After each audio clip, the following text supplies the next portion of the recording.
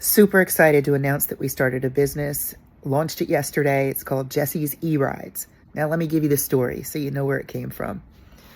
So, in spring of 2023, I watched as Jesse had some friends over and he was scooting back and forth on this little thing called a purple drifter. And about a week to 2 weeks before that, just on a whim, I had bought online 3 e-scooters. My thought was, since Jesse had never mastered riding a bike, and we took him to a week-long clinic for special needs. We tried ourselves. We tried everything. It's just a lot for somebody with executive functioning issues to do, to steer, balance, pedal. I mean, it's just too much. So I thought, well, I don't know why I thought this. Now I know it was mistaken, but I bought 3 e-scooters with the thought that maybe he could, not have to pedal, but be propelled through the electric motor, and it would be easier. Well, we got these delivered, and I, who have been riding bikes for 50 years, had a hard time balancing it. It wasn't easy. We asked Jesse if he wanted to try it. He straddled it for a moment.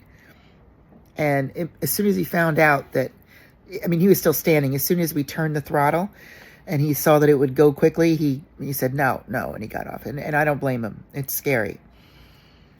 So I felt defeated again. And then, about a week later, I'm watching, and Jesse's on this little thing called a purple drifter made for kids. And his friends, his neurotypical friends, were over, and they were all riding the scooters around him, including Frank. It was so heartbreaking because all of the friends got on their bikes and our scooters, and they went down the road to go to another friend's house. And they left him. And I watched. He was all alone. I'm watching him from a window. He picks up the purple drifter and he starts carrying it across the yard. And I open the window and I said, "Where are you going?" And he just points. And he points down the road to where his friends went. And he didn't have as many words then as he does now.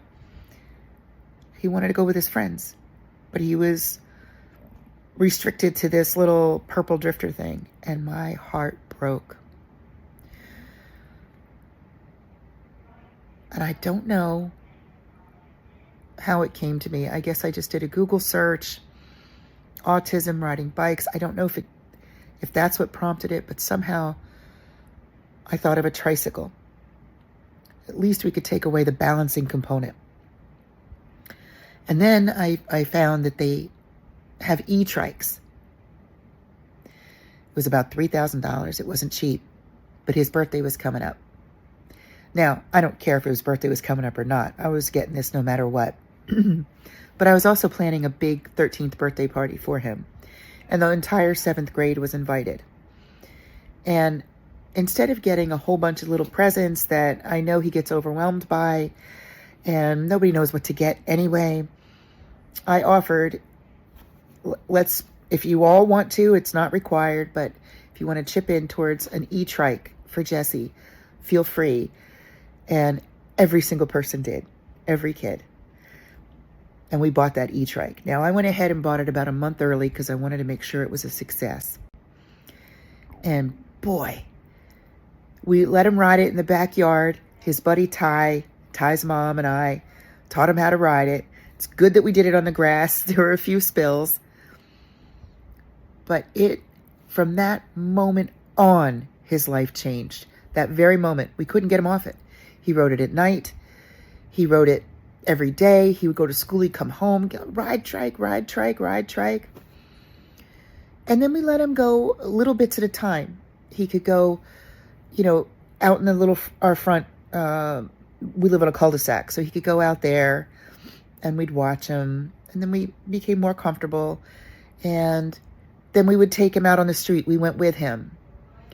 And we did that for months. And then eventually when he had it close to a year or so, he was able to take the trike. We trusted him enough and felt that he was competent enough to stay on the sidewalks and go up to our local park. And so he started doing that. And then he started being able to go to the downtown area of our town and get ice cream. And it's just absolutely changed everything. No longer is he left in the dust when his friends come over. Now, we added to our collection and got more and more scooters so that more friends could ride with him, and people just love to do it. So as as his friends, which are boys mostly, or a few girls, but as they would ride them around, they would get broken quite a lot. So Frank would fix them. And before you knew it, Frank, who's a former mechanic and worked for Ford for 20 some years and was a parts manager, he's good with this stuff. And he got really, really good at fixing and repairing these e-trikes. And of course the e-scooters and even an e-bike or two. And there's really not a whole lot of places to go around here that will fix your e-things.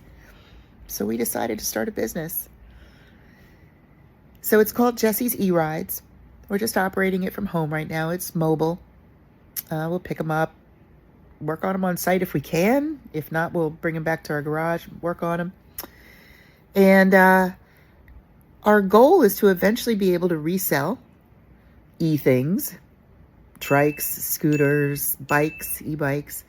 But bigger than that, our long-term goal is to become successful enough that we can hire autistic workers. I can't think of anybody more reliable and honestly more fun to be with than people with autism. And then also, I don't know how to do this. I want to start a nonprofit so that we can get e-trikes into the hands of special needs teens and adults who have no other way to get out there and find this independence. So yesterday was day one.